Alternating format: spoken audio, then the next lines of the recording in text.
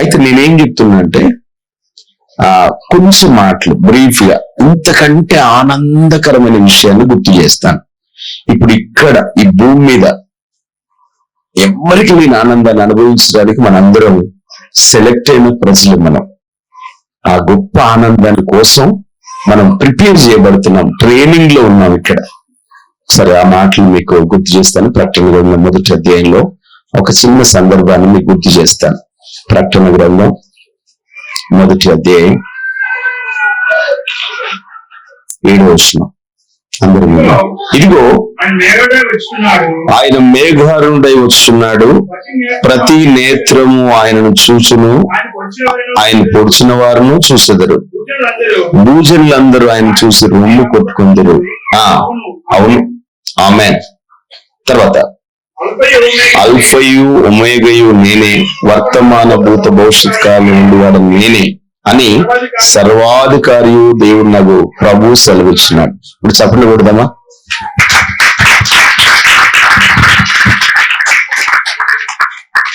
ప్రతిరోజు ఒకసారి మనం కాదు కానీ ఒక సంస్థ వాళ్ళు ఎప్పుడు కలిసినా మరణత అంటారు. మరణత అనగా ప్రభు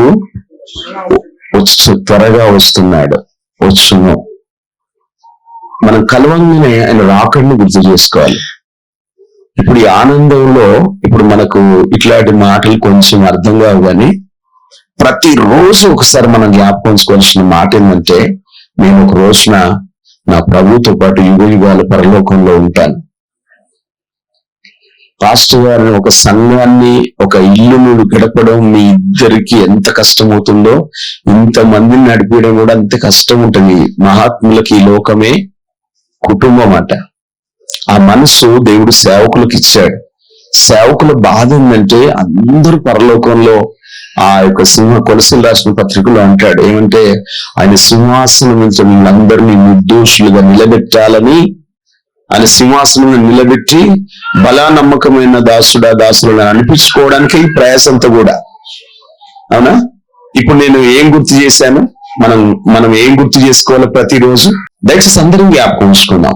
ప్రతిరోజు ఒకసారి ఆయన తిరిగి రాబోతున్నాడు జ్ఞాపకం చేసుకోవాలి. ఆయన రాబోతున్నాడు. ఇది మన పిల్లలకు, మన కుటుంబాన్ని మనం అలర్ట్ చేయాలి.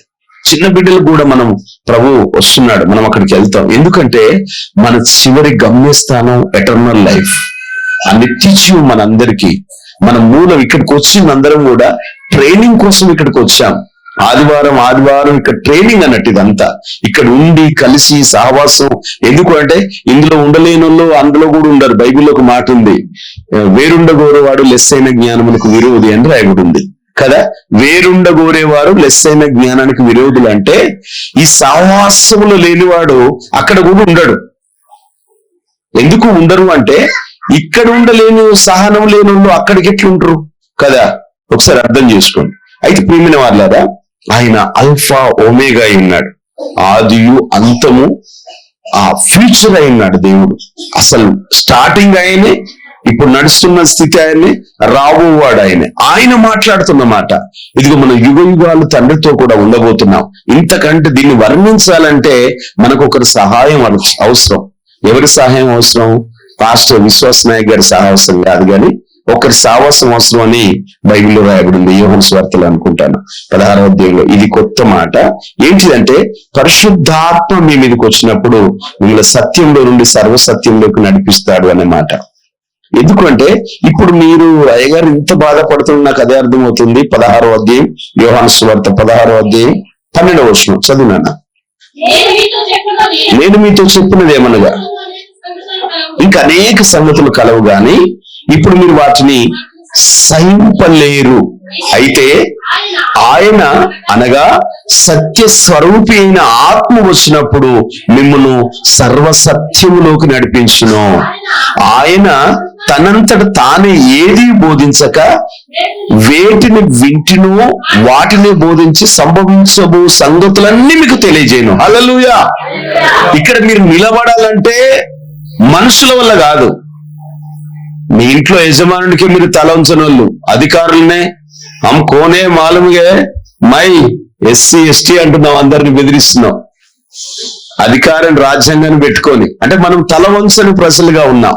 బైబిల్ వాక్యంలో ఇక్కడ రాయబడి ఉంది, మనలోకి పరిశుద్ధాత్మ దేవుడు వచ్చినప్పుడు మనకు జరగబోయే సంగతులన్నీ ఆయన బోధిస్తాడట. అర్థమైందా? పరిశుద్ధాత్మ మనకు రావాలంటే ఇక్కడ బైబిల్లో అపోస్తల కార్యంలో కొందరిని చూస్తే అందరూ యోగ్యులే, అందరు అన్ఫిటే. యోహాను సువార్త 21లో చూస్తే పేతురు 3.5 సంవత్సరాలు సమూహంతో ఉండి తర్వాత అంటున్నాడు, నేను వెళ్తున్నాను చేపలు పట్టడానికి అంటున్నాడు, చేపలు పట్టడానికి వెళ్తున్నాను అన్నాడు. అరే 3.5 సంవత్సరాలు అన్ని విడిచిపెట్టి, వలలు వదిలిపెట్టి, వృత్తులు వదిలిపెట్టి ఆయన వెంబడించిన వాళ్ళు ఆ ప్రభువు లేకపోయేసరికి ఎవరి వృత్తులకు వాళ్ళు వెళ్ళిపోతున్నారు. పేతురు వెళ్ళిపోయి రాత్రంతా చేపలు పట్టాడు, కానీ పరక పిల్ల కూడా పడలేదు.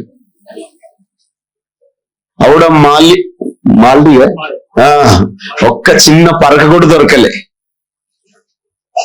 ఆ చిన్న చేప కూడా దొరకలే.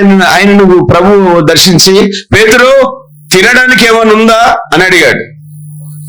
కాయించేది మరి డై అన్నాడు ఆయన. నా దగ్గర ఏం లేవు, ఏం దొరకలేదు కూడా, రాత్రంతా నేను వెతికాను, నాకేం దొరకలేదు అన్నాడు. ప్రభు మాట్లాడుతున్నాడు. అయితే ఆయన ఏం చేస్తున్నప్పుడు చూశాడు తెలుసా? వాటిని శుభ్రపరచుకుంటున్నప్పుడు చూశాడు. అంటే ఫినిష్ వర్క్, అన్ని అయిపోయినాయి, ఇంకా అన్ని ప్రిపేర్ చేసుకుని ఇంటికి పోవడానికి రెడీ చేసుకున్నాను. అందులో ఏమన్నా చెత్త వచ్చిందో, ఇంకా ఏమన్నా బనికిరాని ఏమన్నా వచ్చినా క్లీన్ చేస్తున్నాడు. అక్కడ ప్రభు మాట్లాడుతున్నాడు. ఏమని అంటే, ఏదో పేతురు ఇటు కుడి వైపునయ్యి అన్నాడు. అందరు ఇటు చూడాలి. ప్రభు అన్న మాటకు పేతురు అన్న మాట ఏమై ఉంటది మీరు అందరికీ చెప్పాలి. ఇప్పుడు వాక్యం చెప్తా ఉంటే ముఖం ఇటు చూస్తేనేమో విన్నట్టు, వాక్యం చెప్తా అంటే ముఖం ఆట పెట్టినప్పుడు దాని అర్థం ఏంటంటే, మా ఆయగారు చెప్తే బాగుంటది, నువ్వు ఎప్పుడో ఒకసారి అసలు ఎందుకు పిలిచిండా, దువ్వులేస్తాను పిలిస్తే. అట్లా కాదు నాన్న, నాకు ఇప్పుడు దేవుడు అవకాశం ఇచ్చిండు, ఇక్కడ రామని అనుకున్నా. ప్రభువా ఇది నువ్వు నాకు ఇచ్చినావు, నాకు కుమారులు ఇచ్చినావు, నాకు సాధుకున్న బిడ్డలు ఇచ్చినావు, ఇది మా కోసం ఇచ్చినావు. నా సిస్టమ్ అంతా అట్లే పెట్టినాం. వారంలో టోటల్ గా నేను కారులో బాబు తీసుకొస్తున్నప్పుడు చెప్పిన, ఇక్కడ ఊర్లో ఏమని చెప్పిన, బిడ్డ బుధవారం ఉపవాస ప్రార్థన, బేస్తవారం ఉపవాస ప్రార్థన, శుక్రవారం ఉపవాస ప్రార్థన, శనివారం ఉపవాస ప్రార్థన. నేను ఇక్కడికి వచ్చి నాకు అనిపిస్తుంది, రైట్, సోమవారం ఉపవాస ప్రార్థన, మంగళవారం ఉపవాస ప్రార్థన, బుధవారం ఉపవాస ప్రార్థన. ఖాళీగా ఉండొద్దు, ఇక్కడ దేవుని పనులు చేయడానికి దేవుడు మాకు ఇచ్చింది. ఇప్పుడు నేను మళ్ళా మీకు అది గుర్తు చేస్తున్నా. ఇప్పుడు మీరు వినాలని నేను మాటలు చెప్పలేను. మీరు సత్యమును సర్వసత్యములకు రావాలంటే ఫస్ట్ ఈ దేవుని గొప్పతనాన్ని మీరు జ్ఞాపకం చేసుకోండి. పేతురు రాత్రంతా, అందరు వినండి, రాత్రంతా కష్టపడ్డాడు, ఏమీ లేదు. ప్రభు మాట్లాడుతున్నాడు, పేతురు కొంచెం ఈ కుడివైపునేవా అన్నాడు. బైబిల్లో అక్కడ ఏం రాయిందంటే, నీ మాట మీద, నీ మాట చొప్పున అని రాయబడింది. ఆయన మాట మీద ఒలవేస్తాడట. బాబా 153. అసలు నిజంగా చెప్పాలంటే ఆయన అన్న మాట ఏంటిది అని మిమ్మల్ని అడిగితే మీరు ఎవరు నాకే చూస్తలేరు. ఆయన ఏమని ఉండొచ్చు పేతురు, ఆయన లోపల సరే అనలేదు, లోపల ఏమనుకుని ఉండొచ్చు, ఎవరు మాట్లాడతలేరేంగా. ఇప్పుడు కొత్తగా వచ్చిన కోడలు అత్త ముందు ఎగిరితే అత్త అనుకుంటది, ఇంతకంటే ఎక్కువ చేసిన బిడ్డ నువ్వు ఏం వేసాలే కంటది. ఇప్పుడు పాస్టర్ గారి ముందు నాకు అట్లున్నది, మీరేమో సపోర్ట్ చేస్తలేరు. మీకు అర్థం కావాలంటే మీకు క్లియర్ గా చెప్పడానికి నేను ఇంకా కిందికి దిగిపోతున్నాను. పేతురు ఏమని ఉంటాడు అంటే, అసలు పేతురు ఎవరన్నా, నువ్వు అసలు నీ కథ ఏందో మాకు అర్థమైతలేదు, ఇంజనీర్ చెప్పాలి. ఇప్పుడు చెప్పారా పేతురు ఏమని ఉండంటే, మీరు ఎవరు మాట్లాడతారు? కార్తీక్ పాస్టర్ చెప్పు, బల్ మమ్మీగా చెప్పున్నానా, తల్లి చెప్పురా. నేను అట్టలేను. ప్రభుల వారు యేసుక్రీస్తుల వారు పేతురుని అడిగిండు, ఏమనంటే, పేతురు ఈ కుడి వైపున ఒలవే అన్నాడు. ఇక్కడ దరిలో. అప్పుడు పేతురు ఏమని ఉంటాడు అంటే మీరు ఆలోచిస్తారు. అట్లా కాదు, నేను చెప్తాను, మీరు అందరూ మంచిగానే చెప్తాను, కానీ నేను చెప్తాను. ఆయన ఏమని ఉండొచ్చు తెలుసా? సార్ 6 ఏళ్ల వయసులో మా అమ్మ నాన్న సముద్రంలో తీసుకుపోయి ఉన్నారు, నాకు ట్రయల్ చూపెట్టిండ్రు. ఇప్పుడు నా వయసు 80-85 సంవత్సరాలు. చేపలు ఎక్కడ పడతాయో తెలుసా సార్? దాదాపుగా ఒడ్డు నుండి 150-60-70 కిలోమీటర్ల లోతుకెళ్తే అక్కడ పడతాయి, కానీ నీ మాట మీద నేను ఇస్తాను. అది అర్థం చేసుకోండి. అర్థమైందా? నాకు చాలా ఎక్స్పీరియన్స్, నా బ్రతికే చేపలు పట్టడం. ఈ చేపలు పట్టే వృత్తిలో నేను చాలా వృద్ధాప్యం వచ్చింది, నాకు అన్ని తెలుసు, కానీ నీ మాట మీద నేను ఇస్తున్నాను. అర్థమైందా? ఆయనకు తెలుసు చేపలు ఎక్కడ ఉంటాయి, లోపట ఉంటాయండి. అక్కడ పడతారు వాళ్ళు రాత్రంతా. మీకు తెలుసా, ఒకసారి నేను అంతర్వేదికి పోయినా, అక్కడ వాక్యం చెప్పడానికి సేవకుల మీటింగ్ పోతే వాళ్ళ సముద్రం దగ్గర అక్కడ లైట్ హౌస్ ఉంది. అక్కడ లైట్ హౌస్ ఉంది. ఆ ఓల్డ్ లైట్ హౌస్ ఉంది, కొత్తది కట్టింది ఉంది. ఓల్డ్ దాంట్లో ఏం చేస్తుందంటే డీజిల్ తోటి కెరోసిన్ తోటి లైట్ పెట్టేదట. దాన్ని దిక్చూసి అని, సముద్రంలో దూరంగా ఉన్నోడికి దాన్ని చూస్తే దగ్గరకు వస్తాడని. అక్కడికి పోయినప్పుడు అడిగితే వాళ్ళందరూ సాయంకాలం 3-4 గంటలకు లోపలికి వెళ్ళిపోతుండాల. ఏంది 3-4 గంటలకు మళ్ళీ ఎప్పుడు వస్తారంటే రేపు సాయంత్రం వస్తారట వాళ్ళు. వామ్మో, అందరూ అర్థం చేసుకోండి. ఇప్పుడు సాయంత్రం వెళ్ళిపోతే రేపు సాయంత్రం వస్తారు. నైట్ అంతా డే అంతా ఉంటారట. ఇప్పుడు చెప్పండి, తనకంత అనుభవం ఉన్నా తనకేం. ఇక్కడ నేనేం చెప్తున్నానంటే యెషయా గ్రంథం 47:10 ఒక మాట ఉంటుంది. ఆ ఒక్క మాట చదువుకొని ఎందుకు ఈ పరిశుద్ధాత్మ నీకు నాకు కావాలో దాని గురించి చెప్తాను. నీవు ఆధారం, నీ చెడుతనమును నీవు ఆధారం చేసుకొని నీవు అనుకున్నట్లుగా నీ విద్యయు నీ జ్ఞానము నిన్ను చెడిపివేసింది. అందరు గుర్తుపెట్టుకోండి, ఇప్పటి వరకు మీ ఓన్ టాలెంట్ తోటి సంసారాలు చేస్తాను. ఇక్కడ దాకా వచ్చింది బతుకు. ఈఎంఐలు తెలియదు, పరిస్థితులు తారుమారు అవుతున్నాయి. అసలు ఏం చేయాలో అర్థం. అసలు దేవుడు ఉన్నాడా లేడా, దునుకుదామా అక్కడికి ఇక్కడికి, ఎక్కడి పోయినా ఏం కాదు ఉండాయి. ఒకటి గుర్తుపెట్టుకోండి, నువ్వు టాబ్లెట్లు మిగితే రోగం పోదు తప్ప నువ్వు పైరుండి పూతలు గుర్తే ఏం కాదు. దాని అర్థమైంది, ఈ వాక్యం నువ్వు జీర్ణించుకుంటే తప్ప, ఈ వాక్యం నీకు అర్థమైతే తప్ప, ఈ వాక్యం నీలో ఇంకితే తప్ప, లేకపోతే ఈ వాక్య ప్రకారంగా జీవిస్తే తప్ప నీ జీవితంలో అద్భుతాలు చూడలేము. ఇది మాత్రం గుర్తుపెట్టుకోండి. అర్థమైందా? ఇక్కడ ఆయన అనుభవం అంతా కూడా పని చేయలేదండి. ఇక్కడ అదే నేను చెప్తున్నాను, యెషయా గ్రంథంలో అక్కడ ఏమంటారు, నీ సొంత తెలివిని బంద్ చెయ్యి అని దాని అర్థం. అబ్బతో కోన్బియా అని అనొద్దు మీరు. నేను ఒక సేవకు మీకు చెప్తున్నాను, నీ సొంత నాలెడ్జ్ ని బంద్ పెట్టండి. యాకోబు పత్రిక 3:17 ఒక మాట ఉంది అక్కడ. అయిపోయింది, నేను ముగిస్తాను. పైనుండి వచ్చే జ్ఞానము మొట్టమొదట పవిత్రమైనది, తర్వాత సమాధానకరమైనది, మృదువైనది, సులభంగా లోబడినది, కనికరముతోనూ మంచి ఫలములతో నిండినదై ఉన్నది. చాలండి. పక్షపాతమైనను దేవుడికి స్తోత్రం. ఇక్కడ చూడండి, పైనుండి జ్ఞానం కావాలి. ఇప్పుడు అంటే పరిశుద్ధాత్మని కావాలి, నాకు కావాలి. అందరూ ఇన్ని చూడాలి. ఇప్పుడు పైనుండి జ్ఞానం కావాలని దేవుణ్ణి అడగండి. నాకు తెలవట్లేదయ్యా, ఈ సంసారం నేను చేయలేకపోతున్నాను, ఈ బ్రతుకులో నేను నీకు ఇష్టంగా బ్రతకలేకపోతున్నాను, నేనేది అనుకున్నది కావట్లేదు, నా వల్ల కావట్లేదు, నీ చిత్తం ఏంటి? పాస్టర్ గారు మంచి మాటలు చెప్పిండు. నేను చెప్తున్నాం చెప్పిండు, నేను అనుకున్న కాపీ చెప్పినట్టు అయిద్దామని ఆ వాడిని పక్క పెట్టి మళ్ళీ ఇక్కడ పెట్టి 139 కీర్తన 16వ వచనాన్ని పరిశుద్ధాత్మని నాకు గుర్తు చేస్తున్నాడు. అయ్యగారు అదే అంటాడు, దేవుడు అన్ని నన్ను ఇక్కడ నుండి ఇక్కడ తీసుకొచ్చింది. మా పరిస్థితి కూడా అంతే. నేను పిండమునై ఉండగా నీ కన్నులు నన్ను చూశాను, నియమింపబడిన దినములో ఒక్కటైనా కాకమునిపే నా దినములన్నీ నీ గ్రంథములో లిఖితములాయను. అందరికి అర్థమైందా? మన గురించి అన్ని రాసుకున్నాడు దేవుడు. ఇప్పుడు మనం రోజు దేవుని ఏమడగాలంటే, ఉదయం లేవగానే నువ్వు నా గురించి ఏం రాసుకున్నావో రాసుకున్న ప్రకారంగా కొడుకుని బిడ్డనిచ్చిన నీకు స్తోత్రం. కానీ ఇంకా నీకు ఇష్టంగా నేను ఎట్లా బ్రతకాలో నాకు జ్ఞానాన్ని దయచే ప్రభు అని దేవుని అడగాలి. అర్థమైందా? మన గురించి అన్ని రాసుకున్నాడు. అక్కడ ఎక్కడ ఉంటుందంటే యెషయా గ్రంథం 55:8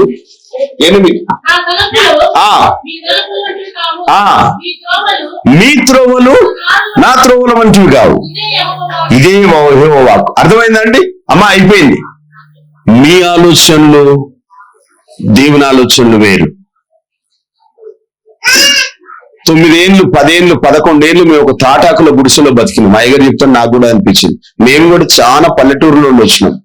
ఒక తాటాకుల గుడిసెలో నాకు 2 కుమారులు. ఫస్ట్ ఆ 2 బిడ్డలను మా మిస్సెస్ అక్కడ పెట్టుకొని పడుకుంటే ఎవరో ఒకరు వచ్చి మా భార్యకు కాపలా ఉండేది. సాయంకాలం పెద్ద మనుషులు చంద్రయ్య, సాయిలు ఒక వృద్ధులు, అయ్యో ఈ ఎడారిలో ఈ చిలకలలో వీళ్ళుండ్రని వాళ్ళు వచ్చి సాయంత్రం అక్కడ ఉండేది. ఒక్కోసారి వాళ్ళు రాకపోతే నా కొడుకులు 2 మా భార్య తీసుకొని ఎవరింటి ముందన్న ఒక దూరం, ఒక జస్ట్ 1/2 కిలోమీటర్ దూరం వెళ్ళిపోతే అక్కడ కాలనీ ఉంది. అక్కడికి పోయి అక్కడ వాళ్ళు ఇంట్లో పడుకుంటే ఈమె బయట వాళ్ళకి తెలవకుండానే బయట ఒక దుప్పటి పైన కప్పుకొని పిల్లలు నడబడ పెట్టుకొని ఉండేది. నేను దూరంగా ప్రార్థనలకు మీటింగ్లకు పోతే ఆ స్థితిని దేవుడు మమ్మల్ని చూశాడు. మేమేం లేదు, మాదేం లేదు ప్రభా, నువ్వే ఏమైనా చేయాలనుకున్నావు, నువ్వే చేయాలనుకుంటే ఈరోజు ఈ స్థితికి దేవుడు తీసుకొచ్చాడు. దేవునికి స్తోత్రం కలుగును గాక. నువ్వు ఎప్పుడైతే నేను కాదు అంటావు ఆయన కార్యం చేయడం మొదలు పెడతాడు. అర్థమైందమ్మా అందరూ? మీ సొంత ప్లేలు దేవుని దగ్గర చెయ్యకండి. అంటే మనం అట్లా చేసే ఇక్కడ దాకా వచ్చినాము. ఇప్పుడు ఎట్టుంది మన కుటుంబ పరిస్థితి? మొత్తం అయిపోయింది. మనం కుటుంబ ఫ్యామిలీ పరిస్థితి చూస్తే ఇప్పుడు రేవంత్ రెడ్డి పిలిచి కోటిచ్చినా మనకు దేడతట్లేవు. నేను ఎందుకు చెప్తున్నా, మనము దేవుని దగ్గరకు వచ్చాం. ఎక్కడికి వచ్చాం తెలుసా? మనల్ని తల్లి గర్భంలో రూపించిన దేవుని దగ్గరకు వచ్చాం. పోయినసారి ఆ మాట చెప్పాను, అర్థమైందా? మనం ఎక్కడ గెలిచాం తెలుసా? తండ్రి గర్భం నుండి తల్లి గర్భంలోకి వచ్చినప్పుడు 30 నుండి 50 కోట్ల మంది వస్తే అందులో గెలిచినాం. 50 కోట్ల మందిలో గెలిచినాను. ఇక్కడ ఓడిపోతామని భయపడితే అట్లా 8వ సంవత్సరంలో ఉన్న వార్షికోత్సవంలో చెప్తున్నాను. ఎక్కడ గెలిచినాం? మనం తల్లి గర్భంలోనే గెలిచినామండి. మనము 50 కోట్ల మందిలో గెలిచినాం. ఇక్కడ ఓడిపోతామని భయపడితే ఎట్లా? దేవుడి వాక్యం అదే అంటుంది యెషయా గ్రంథం 43లో. భయపడకు అంటున్నాడు దేవుడు. నువ్వు భయపడొద్దు. ఎందుకు? దేవుడు నిన్ను నన్ను పట్టుకున్నాడు. భయపడడానికి ఇది ఆ సమయం కాదు. అందరు గుర్తుపెట్టుకోండి. ఇక్కడ పరిశుద్ధాత్మ మనలోకి వచ్చినప్పుడు మన సత్యంలో నుండి సర్వసత్యంలోకి తీసుకుపోద్ది. పరిశుద్ధాత్మ వచ్చినప్పుడు ఏమైంది తెలుసా? మనం చిన్న పిల్లల మనసు మనకు వస్తుంది. గలతీయుల రాసిన పత్రిక 5వ అధ్యాయంలో అంటాడు 22వ వచనం, ఆత్మ ఫలం ఏంటంటే సంతోషం. ఇప్పుడు చాలా మంది చూడండి, అయిపోయిందిరా సంతోషం ఉందా? ప్యారల్లో లేస్తే తప్ప, పాండ్స్ పూస్తే తప్ప, ఫేషియల్ చేస్తే తప్ప, ఇతరులు మనను పర్లేదు ఇప్పుడు అంటే తప్ప సంతోషం రానట్టుంది. కానీ బైబిల్లో పరిశుద్ధాత్మ మనలోకి వచ్చినప్పుడు నిత్యానందాన్ని ఆయన ఇస్తాడు. మనం పిలువబడ్డది అందుకు. ఎక్కడలేని అక్కడ ఫిలిప్పీ పత్రికలో అంటాడు, మరలా చెప్తున్నాను సంతోషించండి, ప్రభువులో ఆనందించాలి. ఆనందం ఎట్లుండదు తెలుసా? పరిశుద్ధాత్మ మనలోకి వచ్చినప్పుడు అది అసలు లోకమే మనకు కనపడదు. దేవునికి స్తోత్రం. ఆ పరలోకంలో యుగయుగాలు ఉండే ఆనందాన్ని ఇక్కడ అనుభవించడానికి ఆయన రాజ్యంలోకి మనం పిలువబడ్డాం. ఇది ఆయన రాజ్యం. ఆయన రాజ్యంలో సమాధానం, సంతోషం, దీర్ఘశాంతం, దయాలతో, మంచితనం, ఆశానిగ్రహం అవన్నీ మనకు చూపెట్టడానికి సేవకుని మన ముందు పెట్టాడు. సేవకుల్లో నుండి మనం నేర్చుకోవాలి. గలతీ 3:27 అయిపోయింది. దేవునికి స్తోత్రం కలుగును గాక. క్రీస్తులోనికి బ్యాప్టిజం పొందిన మనందరం ఎవరిని ధరించుకున్నామట? ఇప్పుడు మన ఏషం ఎవలేషం? ఏషం ఎవలేషం అంటే వీళ్ళు ఎవరు సప్పుడు ఎత్తలేరేమరా? వీళ్ళు మొత్తం కాపీ కొట్టి డాన్స్ వేసినావు, నువ్వు ఓనుగా ఎత్తలేవు. ఎవడు అర్థం చేసుకొని చెప్పండి అమ్మ, చెప్పండి. మంచి చేసినావు చెప్పాలి. ఇప్పుడు మనం ఎవలేషం వేసినావు అన్నా? ఏంది?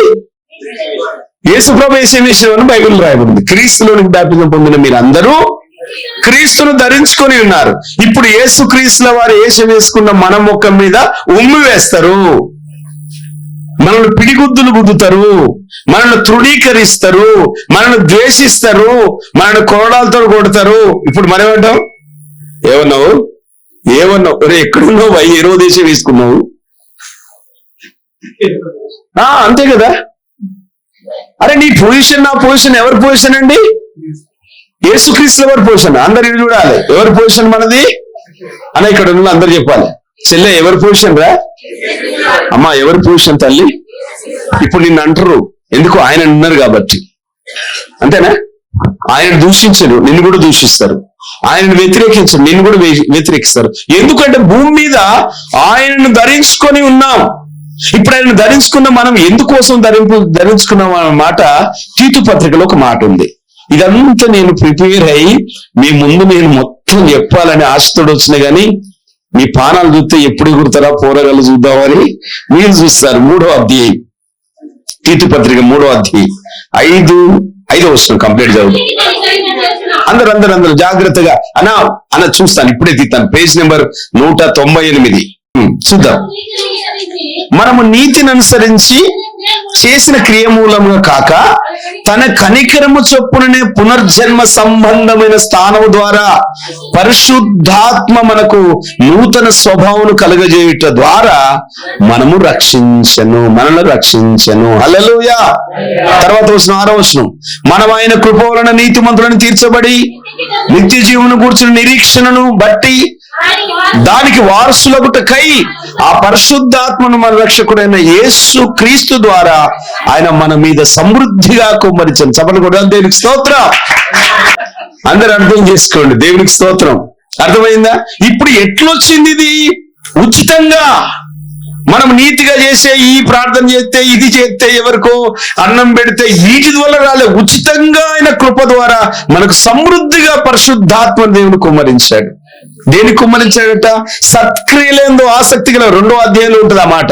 2వ అధ్యాయం బైబిల్లో ఉన్న వాళ్ళు ఇదే తీతు పత్రిక 2వ అధ్యాయం పైకి పెడితే 14 వచనం రాయబడింది. ఆయన సమస్తమైన దుర్నీతి నుండి మనల్ని విమోచించి సత్క్రియలందు ఆసక్తి గల ప్రజలను తన కోసం పవిత్రపరచుకొని తన సొత్తుగా చేసుకొనుటకు తను తాను మన కొరకు అర్పించుకోను. గట్టిగా అల్లు చెప్తాం హల్లెలూయా. గట్టిగా చెప్తాం హల్లెలూయా. గట్టిగా చెప్తాం హల్లెలూయా. మనం అందుకోసం సెలెక్ట్ అయినమండి. అందుకే మత్తయి సువార్త 5వ అధ్యాయం నా నిమిత్తం 11వ వచనం, నా నిమిత్తం జనులు మిమ్మల్ని నిందించి హింసించి మీ మీద అబద్ధముగా చెడ్డ మాటలలో పలుకున్నప్పుడు మీరు సంతోషించి ఆనందించండి. రోమన్ ధర్మర్. దేవునికి స్తోత్రం. భయపడొద్దు, ఏడవద్దు. అర్థమైందా? వాళ్ళంటారు వీళ్ళంటారు, ప్రూఫ్ ఎక్కడిది భయ్?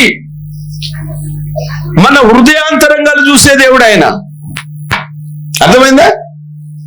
లూకాసు వార్త అనుకుంటున్నానా 16వ అధ్యాయం 15వ వచనం.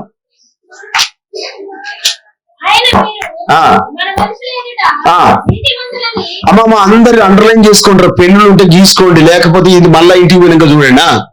ఎన్నో వచనం అమ్మా? లూకాసు వార్త 16వ అధ్యాయం 15వ వచనం. ఆయన మీరు మనుషులు ఎదుట నీతిమంతులను అనిపించుకున్న వారు గాని దేవుడు మీ హృదయం ఎరుగును. మనుషులలో ఘనముగా ఎంచబడిన దేవుని దృష్టికి అసహ్యము. చాలా అండి. మీరు ప్రూవ్ చేసుకొని ట్రై చేయకండి అమ్మా. మీరు మీ సార్లు చెప్పొద్దు, నేను ఈ మాట అన్నా వాళ్ళు ఆ మాట, ఇవి అవసరం లేదు. అంతేనా? మనుషుల ఎదుట ఘనముగా ఎంచబడినది దేవుని దృష్టిలో అసహ్యమైంది అంటాడు. మనుషులలో పర్ఫెక్ట్ మంచోడు, ఆయన హృదయాంతరంగా ఎరిగిన దేవుడు అట. నువ్వేందో నేనేందో ఆయనకు తెలుసు. అర్థమైందా? మీరు ప్రూవ్ చేసుకొని ట్రై చేయకండి. ఇక్కడ అంటాడు తీతు పత్రికలో, మనం ఉచితంగా పరిశుద్ధాత్మను మనం పొంది ఉన్నాం. ఆ పరిశుద్ధాత్మలో మనం ఆనందిస్తున్నాం. ఆయనలో ఉన్న ఆనందాన్ని మనం అనుభవిస్తున్నాం.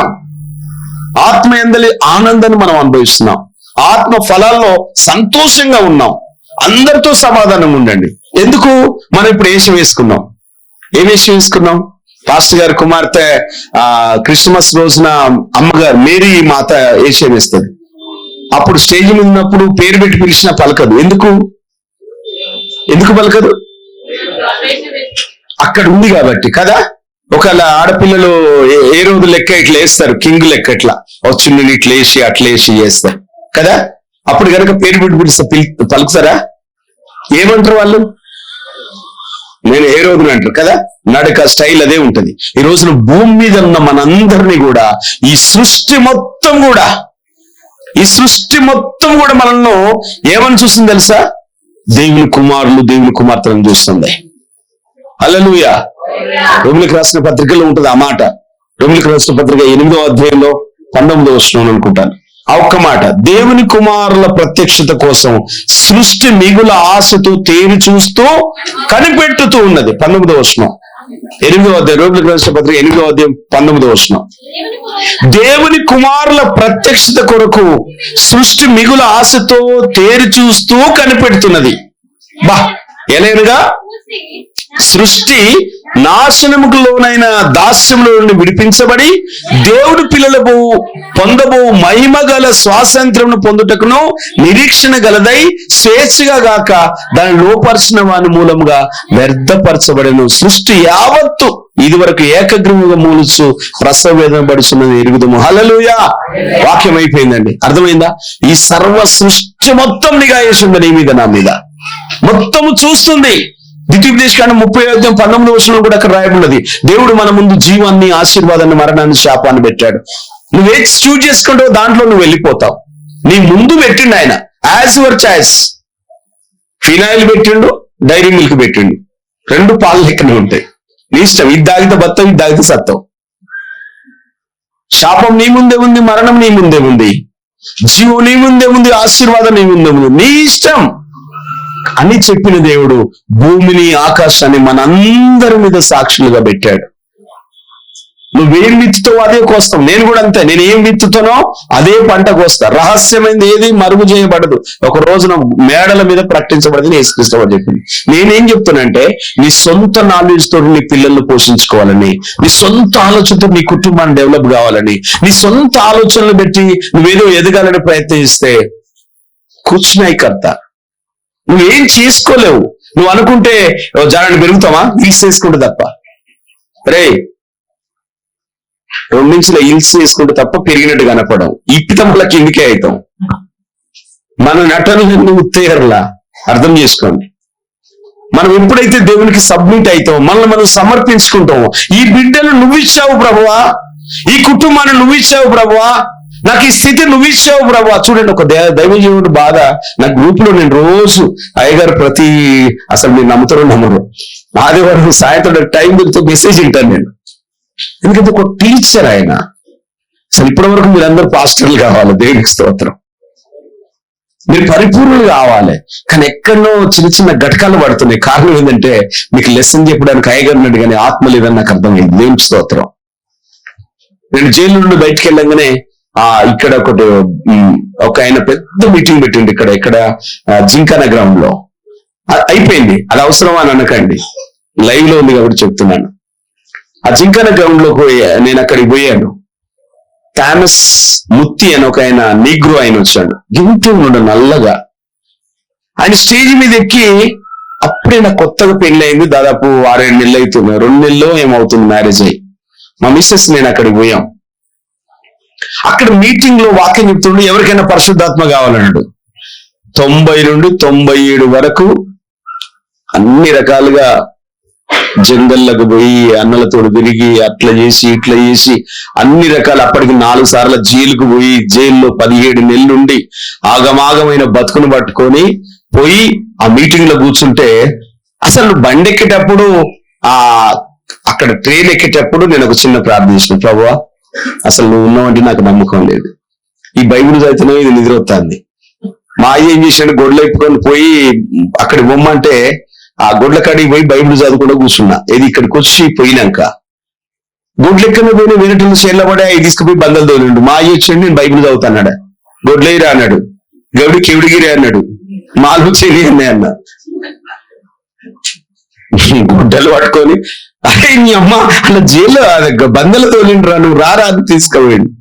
ఏం చేస్తాం, 2 గుంచాలు ఒడ్లు కట్టించి గొడ్లు వదిలిపెట్టిండు. దేవుళ్ళు నేర్చుకునేటప్పుడు అది నా ఓన్గా కాలే. ఎప్పుడైతే పరిశుద్ధాత్మను పొందుకుని ఇక్కడికి వచ్చిన ఫస్ట్ రోజు అయిపోయింది, 2వ రోజు అయిపోయింది, 3వ రోజు, 4 రోజుల మీటింగ్ అయిపోయింది. 4 రోజుల మీటింగ్ లో కనీసం 30-40 వేల మందికి అప్పుడు భోజనాలు పెట్టేది. ఈ వెస్లీ కాలేజీలో వాటిల్లో అకామిడేషన్ ఇచ్చింది. అయిపోయింది. లాస్ట్ చెప్తాను, ఎవరికైనా పరిశుద్ధాత్మ కావాలా అని అడిగాడు. అందరు చూడాలి, కృష్ణయ్య బాబాయ్ మేలుకొచ్చిన దేవునికి స్తోత్రం. నన్ను పిలిస్తే దాదాపు ఒక 60-70 మంది పోయి ఆ స్టేజ్ మీద నిలబడరు. నాకు డౌట్ ఏంటంటే, అదేంటితో ఇద్దరు కావచ్చు నేను అనుకున్నా. అక్కడ పోయి ఖాళీగా నిలబడ్డా. ఎవరికైనా పరిశుద్ధాత్మ కావాలన్నా అని అడిగిండు ఆయన. దాదాపు 160-200 మంది పోయారు. నేను కూడా పోయి నిలబడ్డా. ఆయనేదో ఆమె పరిశుద్ధాత్మ ఫైర్ అన్నాడు అంతే. ఓ అయ్యా కళ్ళు మూసుకొని ఏమైతుందో నాకు కొద్దిగా మెలకే ఉన్నది కానీ నాకు అర్థమైతే బొగ్గున వండింది. ఇక మంట అంటే ఇక ఒళ్ళంతా గాలిపోతుంది. ఇక కాళ్ళంటే మరి ఆ మంట నాకు అసలే అర్థం కాదు. ఒర్రి ఎగురుతానే నాకు కంట్రోల్. ఇక ఆగుదామంటే ఆగుతానికి వల్ల కావట్లే. అయితే ఆ పరిశుద్ధాత్మ నా మీదకి వచ్చినప్పుడు బట్టలన్నీ తడిసిపోయినాయి, వృధా ఉన్న అందరూ అయిపోయింది. అయ్యగారు స్టేజ్ మీద నుండి వచ్చిండు, నా మీద పెట్టి ప్రార్థన చేసిండ్రు. ఆ నుండి దగ్గరికి వస్తున్నా, నన్ను తీసుకొచ్చిన అయ్యగారు ఉండి మంచి తెలివికల్లోడు, పెద్ద నక్సలేటు తోపు అనుకున్నా. ఈ అంతే గుర్తాండి, నేను గాలి నడిచి వచ్చిన అయితే అని ఇట్లా గొంతు పోయింది. మా మిస్సెస్ లేచి ఏడుస్తాను, ఆమె ఏమైతుందో అని. కొత్తలేదు నాకు మాట, అయిపోయింది నా కథ. నిజంగా చెప్తున్నాను ప్రియమైన వాళ్ళారా, అక్కడ కోర్టు వారు వారెంట్లో ఉంటే వచ్చి హైదరాబాద్ లో సికింద్రాబాద్ దగ్గర పద్మజ హోటల్ అని ఇప్పటికి ఉంది. దాని ముందు ఒక ఏదో చిన్న హోటల్ ఉంటది. దాంట్లో ప్రాణం దాచుకోవడానికి పోలీసులకు దొరకకుండా చిప్పలు అడిగాను నేను ఒక 2-3 నెలలు. ఎవరికి తెలియదు. ఈ రోజు చెప్తున్న వార్షికోత్సవం రోజున ప్రాణ భయంతో అక్కడ నుండి ఇంకొక ఆ నుండి ఇంకొక తర్వాత మాజీ నక్సలైట్ ఇంకొక ఆయన పరిచయం అయ్యి ఇక్కడ సీతాఫల మండిలో ఒక రూమ్ లో రహస్యంగా నైట్ డ్యూటీలు చేసుకుంటా, పోలీసులకు ఎవరికి కనపడకుండా కనీసం 2-3 ఏళ్ళు ఇక్కడ బ్రతికిన నేను. తర్వాత పోయి కోర్టుకు సరెండర్ అయిపోయినా. ప్రియమైన వారు, నేనేం చెప్తున్నా అనుకుంటుంటే, నువ్వు ఏది చేయాలని వల్ల కాదు, నా వల్ల కాలేదు. నేను సబ్మిట్ అయిపోయిన దేవుడికి, దేవుని పరిశుద్ధాత్మను పొందుకున్నా.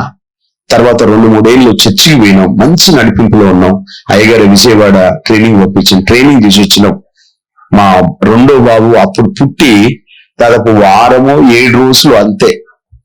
7 రోజుల బాబును డెలివరీ అయిన ఆమెను వదిలిపెట్టి నేను పోయి విజయవాడలో ట్రైనింగ్ చేసి వచ్చిన. వచ్చే నెలలో 17వ తారీఖు మా 25 సంవత్సరాల సెలబ్రేషన్ ఊర్లో జరుగుతుంది. ప్రభు చిత్తం అయితే మీకు బస్సు పెడతా, ప్రభు చిత్తం అయితే మీరందరూ రావాలి. ఎందుకు రావాలంటే మనల్ని కాబట్టి రావాలి, ఓకేనా? ఇప్పుడు 5 సంవత్సరాల కిరాయి ఏంటంటే మీరు అక్కడికి వచ్చితే కిరాయి పెడుతుంది, ఓకేనా? దేవునికి స్తోత్రం. అర్థమైందా? నాకు అయ్యగారు నిజంగా చెప్తున్నాను, చాలా ప్రేమ గల్లుళ్ళు. ఆ బాధ నాకు అర్థమవుతుంది. ఆ మెసేజ్లలో వాటిలో చూస్తే, దేవా నీ చిత్త ప్రకారంగా మంచి సేవకుడు నాకు తీసుకొచ్చి పెట్టినామని. బైబిల్ కళ్ళు స్టార్ట్ చేయాలి, సేవకుడు మొత్తం చూసుకోవాలని ప్రార్థనలో ఉన్నాం. మళ్ళీ నేను చెప్తున్నాను, ఇక్కడ హోటల్లో బతికిన నన్ను ఈ రోజున మమ్మల్ని ఇక్కడ నిలబెట్టి ఇంత ప్రాపర్టీస్ ఇచ్చిందంటే అది దేవుని వల్లనే సాధ్యం. నేను ఎమ్మెల్యేనైనా ఇంత రాకపో, ఇంకేం చేసినా రాకపో. మళ్ళీ చెప్తున్నాను, నీ గురించి నీ పిల్లల గురించి ఆయన రాసుకున్నాడు. అది మాత్రం మర్చిపోకండి, రోజు గుర్తు చేయండి. నా గురించి నా పిల్లల గురించి రాసుకున్నావు దేవా అని దాన్ని జ్ఞాపకం చేయండి, దేవునికి గుర్తు చేయండి. నేను అడిగినా నువ్వు అడిగావు అమ్మ కొడుకు. ఇప్పుడు చాలా మంది బిడ్డ అయితే సంపండి అంటారు. ఆ పాపం మామూలుగా పోదు. నిర్గమకాండం 34వ అధ్యాయం 34వ వచనం 6-7 వచనాలు ఉంటది. ఎవరైనా చూస్తారా ఆ మాట? నిర్గమకాండం 34వ అధ్యాయం 6-7 వచనాలు లాస్ట్ మాట అయిపోయిందిగా.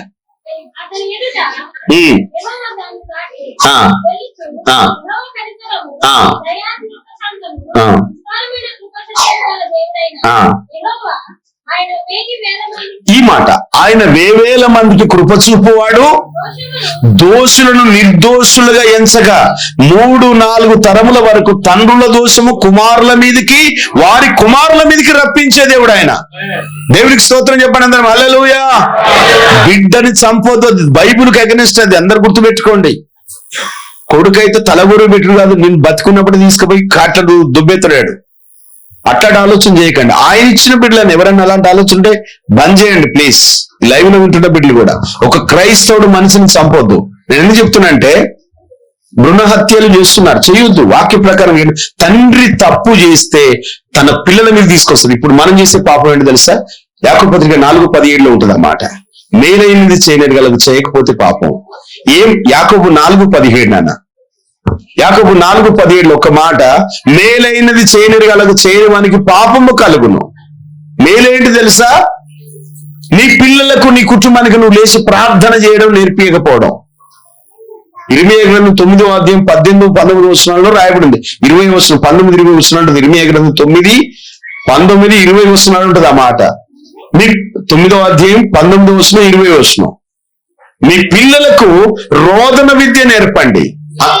స్త్రీలారా యెహోవా మాట వినుడి, మీరు చెవి యొగ్గి. ఇర్మియా గ్రంథం 9 చదువునన్న 21. మనం వలసబోతుమే, సిగ్గునొందితిమే, ఆయన మన నివాసములను పడగొట్టగా వచ్చెను వినబడుచున్నది. స్త్రీలారా, యెహోవా మాట వినుడి, మీరు చెవి యొగ్గి ఆయన మాట ఆలకించుడి. ఏమి నేర్పాలట? మీ పిల్లలకు రోదనము చెయ్య నేర్పుడి, ఒకరికొకడు అంగలార్పు విద్య నేర్పుడి. వీధులలో పసిపిల్లలు లేకుండా, రాజమార్గంలో ఎవరు లేకుండా వారిని నాశనం చేయుటకై మరణము మన కిటికీలను ఎక్కుతున్నది. దేవునికి స్తోత్రం కలుగును గాక. అందరం అలా చెప్దాం. ఈ ఫంక్షన్ రోజున గిట్టాడు మెసేజ్ అవసరం లేదు, కానీ ఇక్కడ ఏం నేర్పియమంటాడు మన పిల్లలకు? అందరూ తల్లి ఏడ్చుకుంటూ ప్రార్థన చేస్తే పిల్లలు కూడా చేస్తారు. 17-18 వచనం అంటాడు, మీ కనురెప్పల నుండి కన్నీళ్లు ఒలికించాలట. అర్థమైందా?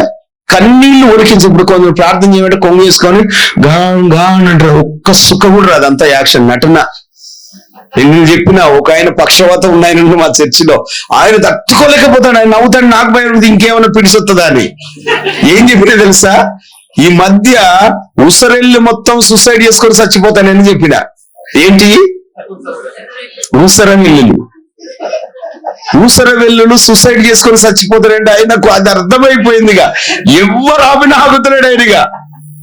ఏంది దాని అబ్బో అన్నా నేను తట్టుకోలేకపోతాడంటాడు. ఎందుకో తెలుసా? ఉసరెల్లి ఏ కలర్ మీద పోతే ఆ ఆకారం వచ్చేస్తుంది దానికి. ఓకేనా? అది ఎందుకు చచ్చిపోతాను తెలుసా? మనల్ని చూసి చచ్చిపోతాడు అట. చీని అమ్మ మేమే రంగులు మారుతామంటే వీళ్ళు మాకు డబల్ మారుస్తారు రాబాయి, నేను వీళ్ళ మధ్యలో బతకండి చచ్చిపోతాడని చెప్పిన.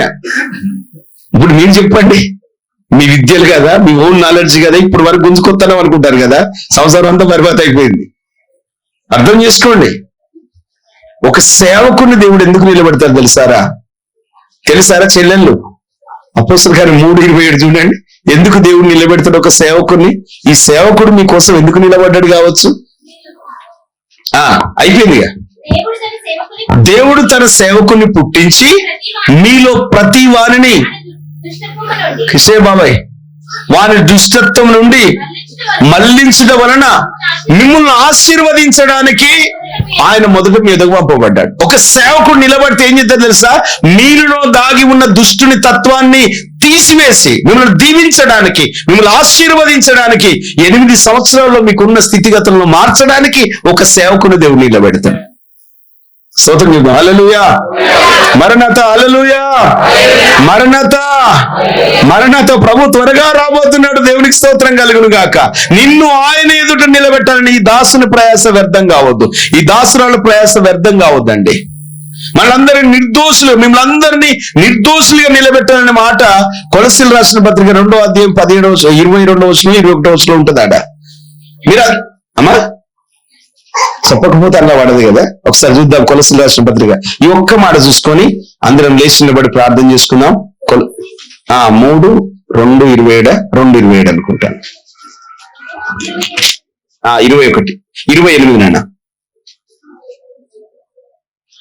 1వ అధ్యాయం 1:28 ప్రతి మనుషుని క్రీస్తునందు సంపూర్ణంగా చేసి ఆయన ఎదుట నిలబెట్టవలన సమస్త విధమైన జ్ఞానంతో మేము ప్రతి మనుషునికి బుద్ధి చెప్పుచు ప్రతి మనుషునికి బోధించు ఆయనను ప్రకటించున్నాము. మా ఉద్దేశం ఏంటో తెలుసా?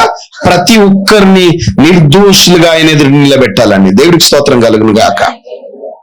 మీరు దోషము లోపము లేని వారు ఆయన ఎదుట నిలబడాలని ఒక సేవకుని ప్రయాస అండి. మా అందరి ప్రయాస అదే. మీరు దాన్ని తప్పుగా అర్థం చేసుకోవద్దు అంతే. ఒక సేవకుడు కన్నీరు గార్చడం వల్ల మీకు దీవెనలే, కాదనడం కాదు. కానీ ఎమ్రే అనే వాళ్ళు బైబిల్లో ఉన్నారు. కోరావు, దాతాను, అభిరాము, ఓను అనే వాళ్ళు ఉన్నారు. వాళ్ళ వెనక బ్యాచ్ 250 మంది. ఒక్కరోజు డాల్ కథం, కేల్ కథం, దుకాణం బంద్ అవుగాయి. కారణం ఏంటి తెలుసా? ఎవరి మీద ఉండదు వాళ్ళ మనసు అంతా పాస్టర్ మీదనే ఉంటది. పాస్టర్ ఎంత మాట అండి, దేనికైనా సబ్మిట్. నేను ready to wash your boots అన్నాడు ఆయన. నేను మీ కాళ్ళు కడగడానికి పట్టుకోవడం నేను రెడీ అన్నాడు ఆయన. ఎంత తగ్గింపండి. ఒకసారి మీరు అర్థం చేసుకోండి. ఒక సేవకుడు నిలబెట్టి మిమ్మల్ని బాగు చేయడానికి కాదు, ఈ లోకమును బాగు చేయడంతో పాటు దేవుని ఎదుట నిలబెట్టాలని. అర్థం చేసుకుందాం, అందరం అర్థం చేసుకుందాం. మనకు సహాయం కావాలి, మన వల్ల కావట్లేదు, మన సొంత నాలెడ్జ్ వల్ల కావట్లేదు, సేవకుని వల్ల కావట్లేదు, కానీ ఒకరి వల్ల అవుతుంది. ఆయన ఆదరణకర్త అయిన పరిశుద్ధాత్మ దేవుడు. మాకు పరిశుద్ధాత్మ కావాలని మీరు అడగండి, ఎందుకంటే ఆయన మనం నిలబెడతాడు. ఆయన నిలబెట్టడం పాటు ఈ స్థితి నుండి సర్వసత్యంలోకి తీసుకొస్తాడు ఆయన. నేను దేవుణ్ణి అడిగాను, ప్రభా మా ఊర్లో బైబిల్ కాలేజ్ నడిపించినాం 4 ఏళ్ళు. ఇవాళ 20 మంది వస్తే రేపు 6, ఎల్లుండి 2, తర్వాత 3. నేను దేవుణ్ణి అడిగిన, ప్రభా ఇట్లా అయితే కావట్లేదు, ఇక్కడ ఎవరు ఉత్తలేరు ప్రభా, నాకు హైదరాబాద్ లో స్థలం ఇవ్వవా అని నేను అడిగిన. ఎంత కావాలండి ప్రభా, బైబిల్ కాలేజ్ సరిపోయే స్థలం ఈ ప్రభు అన్న. ప్రార్థన చేసిన, దేవుడి స్థలం ఇచ్చిండు. ఇంకొక ఎకరం స్థలం ఉంది మాకు రామోజీ ఫిలిం సిటీ దగ్గర. అక్కడ బోడుపల్లి ఒక 1000 గజాలు ఉంది. దేవుడిని మేము అడిగితే కొద్దిగా అడిగితే బొచ్చడి ఇచ్చిండండి. మీరు అర్థం చేసుకోండి. ఇందులో ఇవ్వగానే ఫస్ట్ ఇలా బోరేసి ప్రార్థించి ఇంట్లో బిల్డింగ్ కట్టినాము, ఇందులో బైబిల్ కాలేజ్ పెట్టినాం. ఒక 247 మందికి ట్రైనింగ్ ఇచ్చినాం. ఇక్కడ ఏది అడిగితే అది ఇస్తాడండి. యోహాను సువార్త 15:7 ఉంటుంది ఆ మాట. వీళ్ళు దబాదబాది ఇస్తారు మంచులు. నా యందు మీరును నీ యందు నా మాటలు కనుక నిలిచి ఉన్నట్లయితే మీకేది ఇష్టమో. రేవంత్ రెడ్డి అన్న అడుగుతాడా ఈ మాట? ముఖ్యమంత్రి గారు అడుగుతాడా? మన ప్రధానమంత్రి నరేంద్ర మోడీ గారు అడుగుతారా ఈ మాట? మీకు ఏది ఇష్టమో అడగమంటాడా? నా దేవుడు నాకు ఇచ్చిండండి. అయ్యగారు బాధలు దేవుడు చూసిండండి. ఏ రోజన్నా నేను ఒక్క రోజైతే ఇప్పటివరకు నేను ఏం అనలేదు. అయ్యగారు నన్ను ఏమన్నా కూడా నాకైతే తెలియదు, అనడు కూడా. ఎందుకంటే ప్రేమ గల సాత్వికులు, వాళ్ళు దీన మనసు గల వాళ్ళు. నేను మీ అందరికీ రిక్వెస్ట్ చేస్తున్నాను, ఆదరణకర్త కావాలని అడగండి. ప్రభు త్వరగా రాబోతున్నాడు. మీ సత్క్రియలు ప్రజలకు తెలియజేయండి. మీలో ఉన్న దీనత్వం, మీలో ఉన్న ప్రేమను, మీలో ఉన్న కనికరాన్ని ప్రజలకు చూపెట్టండి. మీరు అడగండి. ఒక భక్తుడు అడుగుతున్నాడు ఆ మాట. దావీదు అమ్మా అందరు తీయండి. జకరియా గ్రంథం 12వ అధ్యాయం 10వ వచనం. దావీదు సంతతి వారి మీదను యెరూషలేము నివాసుల మీదను కరుణ నొందించు ఆత్మను, విజ్ఞాపన చేయు ఆత్మను నేను కుమ్మరింపగా వారు తాము పొడిచిన నా మీద దృష్టి ఉంచి ఒకడు తన ఏక కుమారుణ్ణి కోల్పోయినట్లుగా దుఃఖించినట్లు, తన జ్యేష్ఠ కుమారుడు విషయమై ప్రలాపించినట్లు. ఆమెన్. అందరికి అర్థమైంది. చూడండి, ఇక ఒక్కడే ఒక కొడుకుంటే చనిపోతే ఎట్లా ఏడుస్తారో అట్లా ఏడవాలంట దేవుని సన్నిధిలో. ఎవరి గురించి? యేసుక్రీస్తు వారిని సిలువేస్తున్నప్పుడు అందరూ ఏడుస్తుంటే ప్రభు అడిగి తిరిగి అన్నాడు, నా కోసం ఏడవకండి, మీ కొరకు మీ పిల్లలు. ఎందుకు అన్నాడు తెలుసా అండి? ఇక్కడ పిల్లలందరినీ లేకుండా అపవాది వారిని నాశనం చేస్తుందట. యవన బిడ్డలు లేకుండా వారందరినీ చంపుతుందట.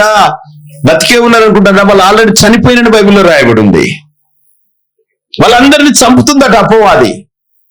అపవాది వాళ్ళని చంపుతుందని హెబ్రీయుల రాసిన 2వ అధ్యాయం 14వ వచనం. మరణం అనగా అపవాది. మరణ భయం చేత మానవులందరినీ నశింపజేయడానికి ఆయన కూడా శరీర రక్త మాంసంలో పాలుపడాడు. భూమి మీదకి వచ్చిండు ఆయన. ఇప్పుడు చూడండి, చిన్న పిల్లలను, యవ్వన బిడ్డలను బట్టి అపవాది అందరినీ చంపేస్తుందట. అసలు ఎవరెవరిని పట్టిందో ఎవరిని పట్టలేదు. ఇంకో మాట హబక్కూ గ్రంథం 2వ అధ్యాయం కనుక చూస్తే ఒక్క మాట అక్కడ ఉంది. హబక్కూ గ్రంథం 1వ అధ్యాయం 15వ వచనం. అయిపోయింది బ్రదర్, అందరు చూడాలి. వాడు గాలము వేసి మానవులందరినీ గుచ్చి లాగి ఉన్నాడు, ఉరులొగ్గి సిక్కించుకుని ఉన్నాడు. వాడు తన వలతో ఇప్పుడు చూడండి, అందరు చూడండి. సాతానుగాడు ఏం చేసిండు తెలుసా? చిన్న పిల్లలను మొదలుకొని పెద్దల వరకు గాలం వేసిండట. గాలం అంటే రోజుకి 500 కూలికి పోయి 800 700 తెచ్చుకున్నాడు కూడా వాళ్ళను వీళ్ళని చూసి 10,000 రూపాయల పాడుబడ్డ పొందేసుకున్నారు. ఇది వల, ఇది యుక్తి. ఇప్పుడు చిన్న పిల్లలను, ఇప్పుడు వల అంటే ఇంగ్లీష్ లో ఏమంటారన్నా? నెట్ బ్యాలెన్స్ లేకపోతే గిలగిల కొట్టుకుంటారు పోరగాళ్ళు. 40 రూపాయలు పోతామే వాడు బువ్వని అంటే నెట్ బ్యాలెన్స్ 1 డేకి ఎత్తాడా? అవునా? ఒలేసిండట, గాలం వేసిండు. గాలం నుండి ఇక్కడ ఊసిపోతాడేమో అని ఒల కూడా వేసిండు. గాలం ఎత్తినే పోడు, కానీ ఒల కూడా ఇష్టపడేసి ఇక సంతోషపడతాడట అపవాది. దేవా ఆదివారం వచ్చిన అందరు నా నెట్లోనే ఉన్నారంటాడట. ఎక్కడున్నారట? అందరం ఎక్కడున్నాం? ఇప్పుడు చిన్న పిల్లగాడు అన్నం తినాలంటే ఏం చూపించాలి అంటే వాడిని ఆటోమేటిక్ ఎక్కడ తీసుకుపోయినావు? వాడు చిక్కించుకున్నాడు కదా, వాడు తినాలంటే వీడు చూడాలి. ఇప్పుడు తల్లి ఏమి నేర్పాలి? నీ ఇర్మియా గ్రంథం 9వ అధ్యాయంలో 7వ నేర్పాలి. నా కొడుకులు ఇద్దరికైతే, మా రెండో బాబు గాని ఫస్ట్ బాబు గాని పుట్టినప్పుడు మనకి ఫస్ట్ నా కొడుకు పెద్దోడికి పేరు పెట్టాలంటే 3-4 రోజులప్పుడు నేను సేవకు వేసి మోజోస్, జెర్మియా, యెషయా అని పిలిచేది. నేను వాడు మోజస్ అనగానే చూసేది, ఎస్ రైట్ వీడు మోజస్ అని. ఒకరోజు ఒక ఆయన వచ్చి, నేను ప్రార్థనకు పోయిన 12-12:30 అవుతుంది, మా అక్క ప్రెగ్నెన్సీతో ఉంది, మోజస్ అని పిలిచిందట. మా అక్క బయటకు వచ్చి చూసింది, తమ్ముడు రాలేదంటే రాలేదు. తెల్లారి పొద్దున హాస్పిటల్ పోదాం, చనిపోయింది. డెలివరీ అయ్యి ఎమ్మటే చనిపోయిందండి. దేవుని స్వరం నుండి ఎవడు బతకలేదండి. నా కొడుకును దేవుడు ఏర్పాటు చేసుకున్నాడు. నేను ఎందుకు ఈ మాట చెప్తున్నంటే, దేవుడు నిన్ను పిలుస్తున్నాడు, నీకు అర్థం కావట్లేదు. నీ పిల్లల్ని పిలుస్తున్నాడు, నీ కుటుంబాన్ని పిలుస్తున్నాడు, ఆయన వెతుకుతున్నాడు నిన్ను. నువ్వేం నేర్పాలి నీ బిడ్డలకు? నా కొడుకు మాటలు వచ్చినప్పుడు హల్లెలూయా అని బిడ్డ అంటే దేవుడా స్తోత్రం హల్లెలూయా అంటాడని. ఇప్పుడు మీ పిల్లలకి ఏమి నేర్పుతాడు? వాడేదో బిల్బ్లింగో లేకుంటే దాంట్లో ఉన్న బొచ్చడు పెడితేనే వాడు సెట్ అవుతున్నాడు. ఎక్కడికి నేర్పిస్తున్నావు? మీకు తెలియదా? అరే చిన్నప్పుడు ఏదైనా పడని తింటారు, వీనికి తిమ్మవుతారు, అలా పైత్యం అవుతారు, ఏదన్నా అవుతుందని అయ్యి తెలుసు కానీ ఎందుకు తెలవట్లేవు? మనం ఎందుకు జ్ఞానంతో ఉన్న మనం ఈ నెట్ లో ఎందుకు ఇరిగించుకున్నాం? ఇప్పుడు మీ వల్ల కాదు. నేను ఒకసారి మార్నింగ్ ప్రేయర్ లో చెప్పిన, మళ్ళీ నెక్స్ట్ టైం నాకు అనిపించింది, అబ్బో వీళ్ళు ఇంటోళ్ళు కాదురా బాబు, వీళ్ళు మొత్తం వస్తువు తెలివి కల్లోడు. దాన్ని ఇంకో భాషలో ఏమంటారు? హైదరాబాద్ భాషలో బహుత్ హుషారే అంటారు కదా, జరా హై. కానీ మీరు చాలా మంచోళ్ళు, నేను చెప్తున్నాను. ఎందుకంటే ఒక మంచి నాయకత్వం కింద మీరున్నారు. చేతులెత్తి చిన్న ప్రార్థన చేద్దాం. మీరు మోకరించండి, బిడ్డ మోకరిస్తుంది. నువ్వు చేతులెత్తి, నీ బిడ్డ చేతులెత్తి. నువ్వు ఏడువు, నీ బిడ్డ ఏడుస్తుంది. ఎందుకంటే చిన్నప్పుడు అందరం కూరంట పువ్వుంట ఆడుకున్నాం కదా. తల్లిదండ్రులు చేసే పని పిల్లలు చేస్తారు. ఈ రోజున నువ్వు నీ బిడ్డల కోసం చేతులు ఎత్తాలి, నీ కుటుంబం కోసం చేతులు ఎత్తాలి, నీ బిడ్డల కోసం నువ్వు అంగలార్చాలి, నువ్వు కన్నీరు గార్చాలి. అని నీ కన్నీరు వ్యర్థం చేసే దేవుడు కాదు. సహోదరి సహోదరుడా, అందరం చిన్న ప్రార్థన చేసుకుందాం, చేతులు ఎత్తుదాం.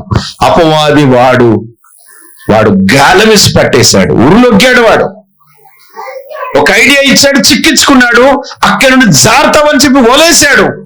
ఇక దేవుని ఎదుట వాడు కేరింతలు కొడుతున్నాడు. ప్రియమైన సంగమా, నువ్వు ఎక్కడున్నావు, నేను ఎక్కడున్నాను? చేతుల పైకి ఎత్తుదాం. ప్రభువా మమ్మల్ని క్షమించండి. 8 సంవత్సరాలుగా కాపాడి ఒక మంచి దినాన్ని ఆరాధించడానికి ఇచ్చినందుకు స్తోత్రం అయ్యా. ఆగిపోయిన వారి మనసు మీరు మార్చమని మధ్యాహ్నం కలిసి ప్రార్థిస్తున్నాం. సమాధానకరమైన ఆత్మ వారి మీదకి దిగి వచ్చును గాక. ఇందులో ఉన్న ప్రేమను వాళ్ళు అనుభవించుదురు గాక. ఈ సహవాసాన్ని వారు విడిచి బాధపడుతున్నట్లయితే వారి మనసును మీరు మార్చండి ప్రభువా.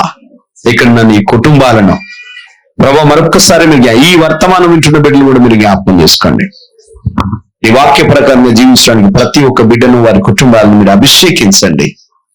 ఒక బలమైన సాధనాలుగా ఈ సృష్టి ఎదుట నీ బిడ్డలుగా యథార్థంగా ప్రవర్తించు వారికైనా ఏ మేలు చేయక మానడు అని 84వ కీర్తన 11వ వచనంలో మీరు చెప్పిన వర్తమానాన్ని మేము జ్ఞాపకం చేసుకుంటున్నాం ప్రభువా. అయ్యా నీ మాటలు మాలో ఉండాలని యోహాను సువార్త 15:7లో నీ యందు మేము మా యందు నీ మాటలు ఉంటే ఏది అడిగినా ఇస్తానంటున్నావు ప్రభువా. మా స్థితి గతులు ఎరిగిన దేవా, ఇదిగో నాకు పరిశుద్ధాత్మ సహాయాన్ని దయచేయండి. నీ పరిశుద్ధాత్మను నాకు అనుగ్రహించండి అయ్యా. కరుణ నొందించే ఆత్మను నాకు దయచేయండి. కన్నీరు గార్చే ఆత్మను నాకు దయచేయండి అయ్యా. అంగలార్చే ఆత్మను నాకు దయచేయండి. చేతులెత్తుదాం. 8 సంవత్సరాల తర్వాత ఒక కొత్త తీర్మానం. అవును ప్రభువా, నేను నా రక్త సంబంధుల కోసం కన్నీరు గారవాలి.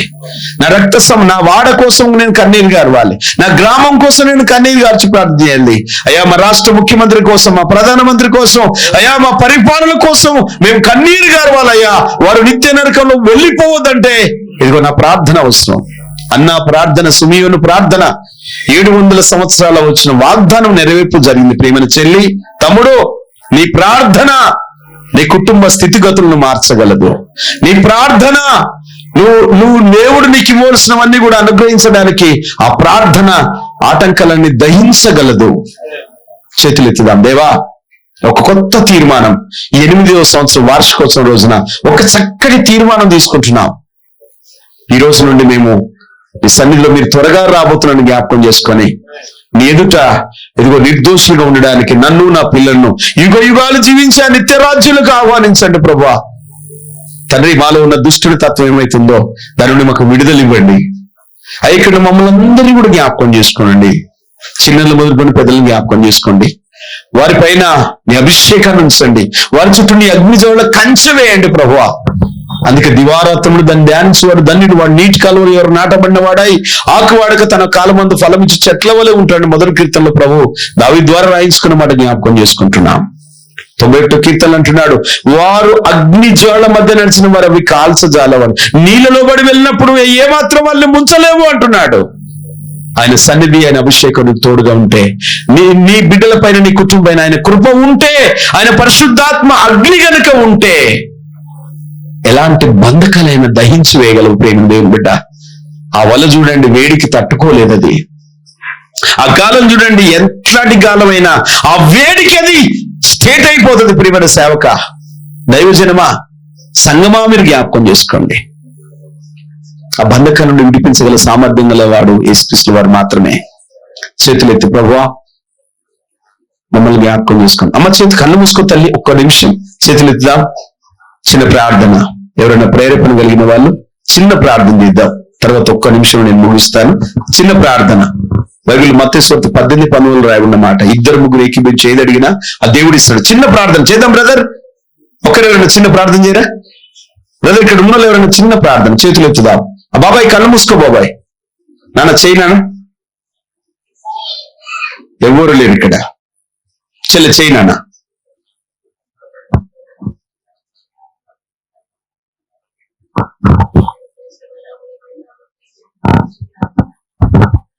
మధ్యాహ్న సమయంలో తండ్రి మీరు మాతో మాట్లాడిన మాటలకే వీటికి స్తుతి స్తోత్రాలు ప్రభా. అవును తండ్రి, నీ వాక్యంలో రాయించిన ప్రకారం తండ్రి రోదన చేసే స్త్రీలుగా మమ్మల్ని నుంచి మనం అడుగుతున్నాను దేవా. నా బిడ్డలకి ఎలాగైతే నేర్పించాలో తండ్రి నేను కన్నీళ్లతో ప్రార్థన చేసే బిడ్డలుగా నేర్పించి తల్లిగా మమ్మల్ని నుంచి మనం అడుగుతున్నాను దేవా. తండ్రి నేను యేసయ్యా నీ సంఘంలో తండ్రి నేను ఒలీవల మొక్కల్లో ఎదిగించే తండ్రి నేను మా పిల్లల నుంచి మనం అడుగుతున్నాను దేవా. యేసయ్య ఈ మధ్య కాల సమయంలో మాతో మాట్లాడినందుకు నీకు లెక్కలేని స్తుతి స్తోత్రాలు ప్రభా. మాకు ఇచ్చిన ధన్యతకే నీకు లెక్కలేని స్తుతి స్తోత్రాలయ్యా. తండ్రి నైనా ఇదిగో తండ్రి నైనా యేసయ్యా నీ వాక్యానుసారంగా తండ్రి నేను మేము నడిచి కృప మాకు దయచేయమని అడుగుతున్నాను దేవా. ఇదిగో తండ్రి ఈ చిన్న స్తుతి ఆరాధన నీ పాదాల చెంతకు చేర్చుకుంటామని త్వరలో రానే యేసయ్య మా పరిశుద్ధనామమున అడిగి ప్రార్థించి వేడుకున్నాం మా ప్రియ తండ్రి, ఆమేన్. అందరం చేతులు ఎత్తుదాం. ఒక్క నిమిషం మీరు కళ్ళు తెరిచిస్తాను బ్రదర్, కళ్ళు ముద్దాం. ఒక్క నిమిషం చేతులు ఎత్తండి. సకల ఆశీర్వాదాల కారణముతున్న పరలోకమున మా తండ్రి, మీ దీనదాసులు విశ్వాస నాయక్ గారిని, అమ్మగారిని ప్రత్యేకంగా జ్ఞాపకం చేసుకొని వారి ఆత్మీయ నడిపింపులో ఎదుగుతున్న బిడ్డలందరినీ మరొక్కసారి ఈ 8 సంవత్సరాల వార్షికోత్సవం రోజున మరొక్కసారి జ్ఞాపకం చేసుకొని వారందరినీ ఆత్మతో అభిషేకించమని ప్రార్థిస్తున్నాను. వారికి ఉన్న ప్రతి బంధకాలు యేసు నామములో తెగిపోవును గాక, దహించబడును గాక. వారి చుట్టూ, వారి కుటుంబాల చుట్టూ నీ అభిషేకాన్ని, నీ కంచెను వేయమని ప్రార్థిస్తున్నాను. అయ్యా, దినదినము నీలో ఎదగడానికి నీ పరిశుద్ధాత్మ సహాయాన్ని వారందరికీ దయచేయండి. రాలేకున్న బిడ్డలు కూడా క్షమించమని అడుగుతున్నాను. దూర ప్రాంతంలో బిడ్డలు కూడా నీ కృపను అనుగ్రహించమని అయ్యా, ఈ సంఘాన్ని నీ సింహాసనం ఎదుట అయ్యా బలా నమ్మకమైన సంఘంగా నిలబెట్టమని, వీరి ప్రవర్తన ద్వారా, వీరి ప్రేమ ద్వారా, వీరి కరికరం ద్వారా, వీరి ప్రార్థన ద్వారా అనేకులు ఈ మందిరానికి నడిపించినట్టుగా సహాయాన్ని దయచేయమని, వీరిని సత్యంలోని సర్వసత్యములకు నడిపించమని, పేరు పేరున ప్రతి ఒక్క బిడ్డను దీవించి మీరు అభిషేకించి నీ బలమైన సాధనలుగా వాడుకొనమని, త్వరలో రానైన నీ కుమారుడు మా రక్షకుడైన క్రీస్తు యేసు పరిశుద్ధమైన నామంలో ఈ ప్రార్థన మీకు సమర్పించి వేడుకుంటున్నాము తండ్రి, ఆమేన్. ఆమేన్. థాంక్యూ అండి. కూర్చుందాం.